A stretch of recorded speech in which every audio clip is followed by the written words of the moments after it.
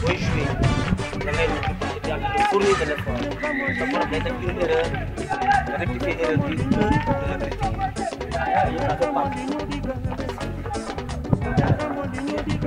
beneen suñu fond de jeu on a l'habitude de le faire.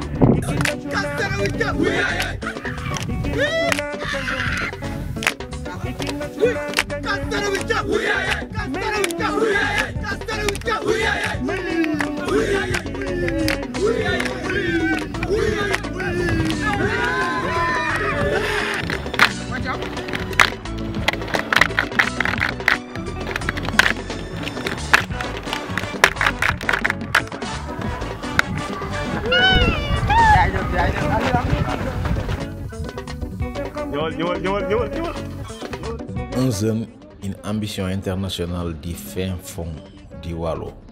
Gorko Pullo Mohamed Gallo Malick Gandirado.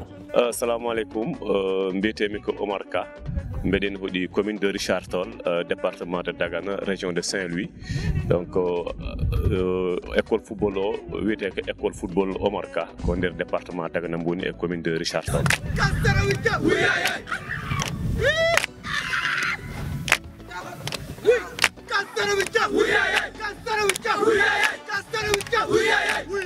Omar Ka nous fait ici la genèse de son école de football implantée à Richard Toll, unique en son genre. Waaw école bi bon buñ ko commencé ba léegi c'est en 96 hein, c'est en 1996 laa ko initié woon.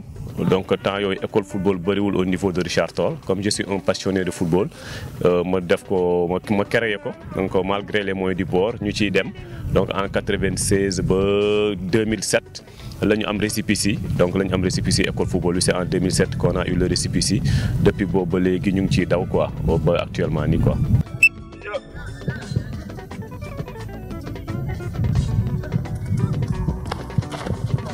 Ici, on croise presque toutes les tranches d'âge de jeunes pour qui le rêve est permis. Donc on a 3 catégories, on a donc les benjamins, on a les minimes et cadets. Donc on a 3 catégories yi fi nekk plus une équipe féminine. Donc le groupe boobu la ñu yor fii quoi au niveau de l'école de football.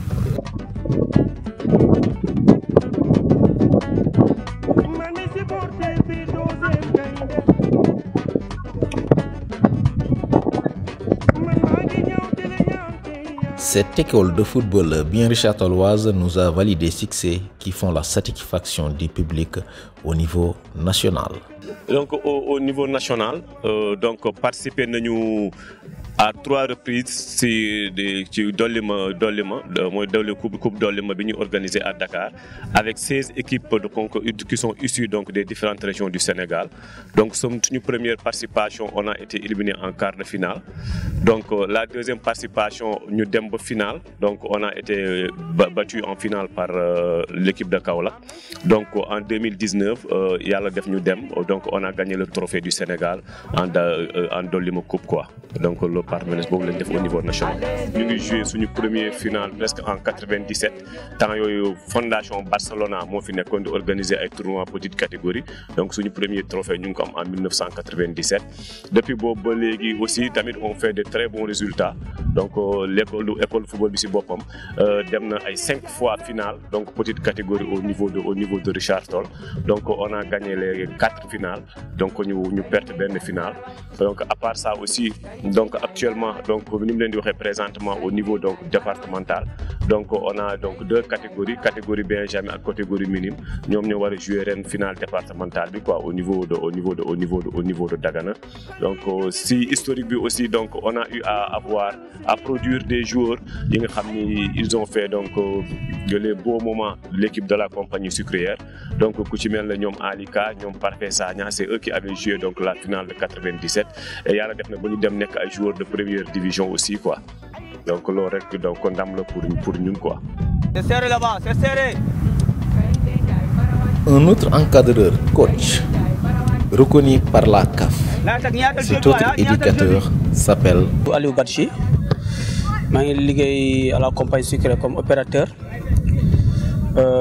maa ngi dugg ci école de football bi depuis presque 2008-2009. am naa sama licence D en coaching depuis 2019 mooy licence D CAF bu mu organisé fii à Saint-Louis moom Omar Ka ci boppam moo def financement yëpp pour ma dem passé ko donc nga xam ni kooku moom macha allah.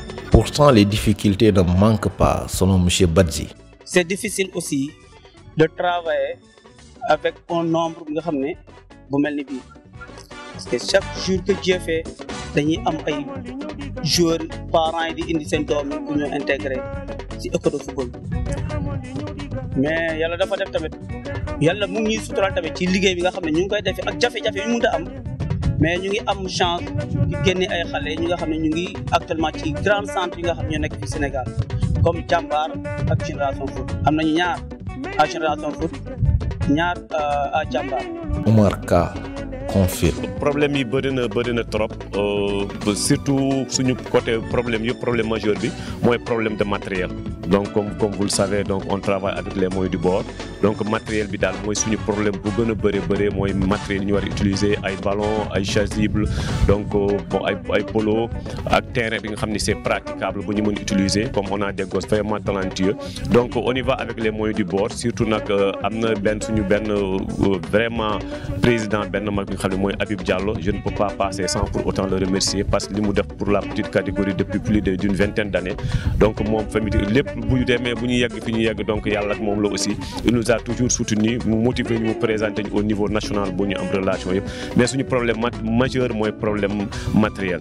Donc instant bi on a de très bons gosses donc pour vous dire actuellement là où je vous parle on a 2 gosses à Génération Foot et 2 gosses à l'Institut Jambar donc ils sont issus de Richard Toll donc vraiment c'est une opportunité te ça fait 1 an presque on avait 2 gosses yi nga xam ne yóbbu nañ leen en équipe nationale du Sénégal en sélection U15 donc vraiment donc là Richard Toll a été très bien représenté malgré les moyens du bord. Mais avec le peu de moyens nga xam ne moom lañ fi am ci yooyu la ñuy débrouiller wu xam nga ba yàlla may ñu tamit lu ñu bëgg.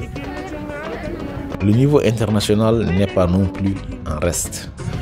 Bien vrai, 2019 on avait préparé ici une équipe nga xam moo doon compétir au niveau national ba mu représenter le Sénégal au niveau mondial en Espagne mais bu ñu dem Espagne sa tubaab bi dañoo ne non ñoom gëmuñu ñun avec condition ñu daj ñi xoolal suñu état de terrain yi par rapport ñi nga xam ne ñu ngi entraîné ci ay gazon synthétique ñun ñu ñëw gagné leen. Oui, c'est vrai. Lorsqu'on a gagné la Danone Coupe donc au niveau du Sénégal, donc on était parti donc en Espagne pour représenter le Sénégal. Donc c'était l'un des meilleurs moments donc moment bu gënoon émouvant pour ñun la surtout ñun c'était une première fois une équipe issue de la région de Saint-Louis donc mu dem de représenter Sénégal au niveau national.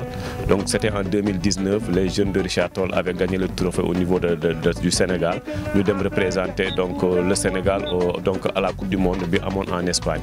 Donc c'était une fierté pour tout le Waalo donc seen ay doom ñoom ñoo demoon donc xale yooyu tey ñoom ñoo dem vraiment def benn parcours bu mag. On a rencontré de grandes équipes là-bas comme la sélection espagnole la ñu bokkaloon poule ak France donc bokkul poule aussi France Sénégal donc Espagne Chine ñoom lañu bokk ak Bulgarie donc yàlla def suñu ñaari sortie première sortie bi donc on a perdu contre la France par 1-0. Deuxième sortie bi Espagne gagne ñu 2-0. Troisième sortie bi on a gagné la Chine par 3-0 donc ñu gagne encore Bulgarie aussi par 2-0.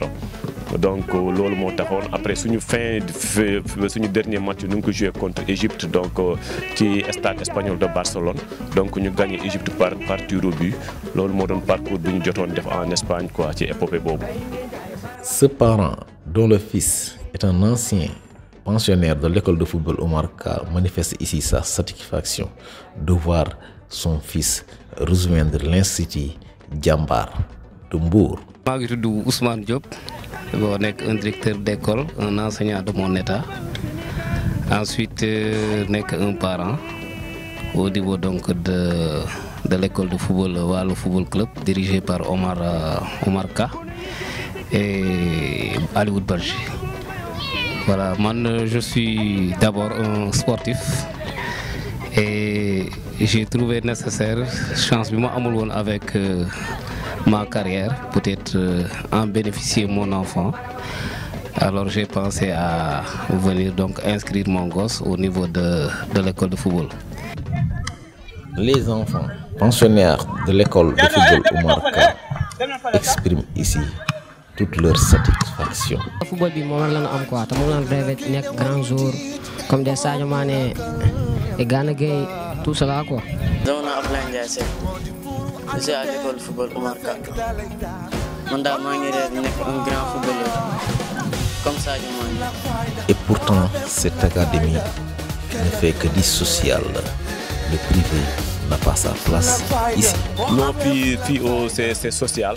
Parce que xam nañu waajur yëpp doole yi yemul te bu ñu naroon fayeeku day metti donc dañuy woo xale rek on prend les plus talentueux ñu nekk ak ñoom di liggéey donc fii amul kenn kuy fay 10 francs donc kenn du fay dara lu des yëpp ñun ñooy dem ci suñu bopp débrouiller wu ci ak suñu salaire yi ñuy am ñu génne ci pour permettre booy ñu voyager jënd matériel donc wut ay ballon wut yëpp pour ñu mën a entraîner booy quoi mais amul kenn kuy fay quoi. Pour ce qui est des perspectives, monsieur Ka a une vision bien précise. waaw c'est vrai que académie la donc football dañuy jouer du football aussi dañuy yar xale yi parce que ci suñu règlement intérieur au niveau de l'académie donc dañuy exiger booy yi il faut nga am moyenne à l'école pour que nga mën a intégrer il faut nga am au moins de 11 12 jëm kaw pour nga mën a intégrer académie bi donc nombre d'absences tamit dañ koy jouer boo amee ci ce bulletin plus de 4 ou 5 absences donc tu es exclu de l'académie si tu n'as pas la moyenne aussi c'est la même chose dañ lay écarter ba nga nekkaat au top nga mën a ñëwaat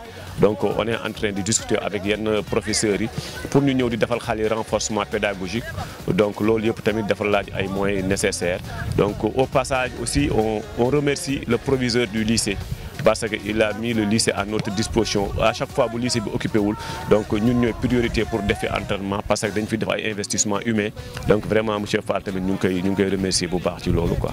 C'est ainsi que coach Badji lance un appel aux bonnes volontés pour venir en aide à cette structure qui fait le bien-être des enfants. may lancer autorité yi vraiment maa ngi leen di demander un soutien parce que boo xoolee liggéey bu ñu def fii dans la région de Saint-Louis moi je sais que c'est pas facile par rapport les moyens yi nga xam moom la ñuy daj nii on a un problème financement problème de matériel problème yu bëre. donc loolu quoi te on sollicite l'appui de tout un chacun ku nekk jàpp si daal parce que c'est les enfants de Richard Toll qui sont là ils aiment le football et ils savent le faire donc il y a que les moyens qui manquent. Bon, appel bi may lancer mooy inviter les bonnes volontés donc à appuyer ces écoles de football là parce que vraiment ils font un très bon travail comme ni ma ko waxee woon donc daanu éduquer xale yi. Bon ensuite xale yi dañu mën ab épanouir ñu am ci initiation bu baax ci seen wàllu sport donc damay ñaan rek toutes les bonnes volontés vraiment nañu jàppale donc ces structures là donc des écoles de football et elles sont nombreuses sax mais le cas de l'école de Oumar Ka moom c'est une école ndaxte vraiment le parent di ci gis boppam boo fi ñëwee en dehors de signer une autorisation parentale, il y a un règlement intérieur que le parent doit respecter. Donc moi, en tant qu'ancien sportif, j'ai un plaisir à chaque fois de venir assister. Et vraiment, c'est ce que j'ai lancé. Je vais appeler bu baax a baax. lu may ñaar rek sama kaddu moom toujours dama koy dédié le président Oumar Ka comme ni ma leen ko waxee fii rek. Il fait tout man maa fi nekk de mais il fait tout pour moi lépp lu ma soxla ci boobu ngoon daf ciy taxaw saa moom du ci hésiter sax saa moom bu beneen télé taxawoon fii tamit loolu laay waxaat encore parce que il a fait pas mal de choses ci man bien vrai maa ngi sonn fii ci école bi mais il m'encourage en faisant des gestes positifs ci man donc kooku c'est à saluer.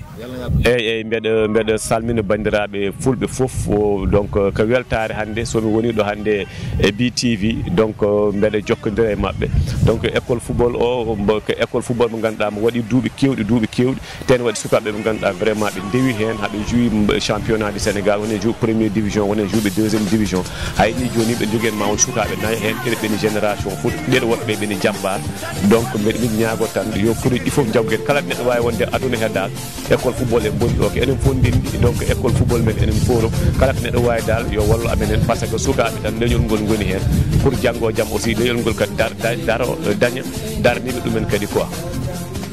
Mesdames et messieurs, voilà le rôle joué par cette école qui fait la fierté du Waalo et du Sénégal qui dispute ce week-end sa deuxième finale consécutive, la Coupe d'Afrique des Nations qui se déroule actuellement au Cameroun.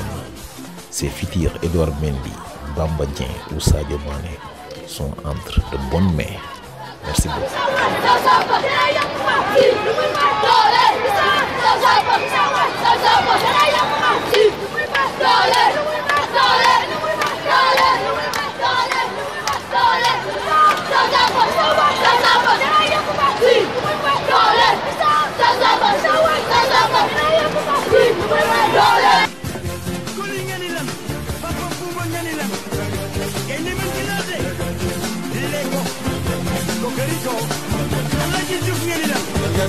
Masal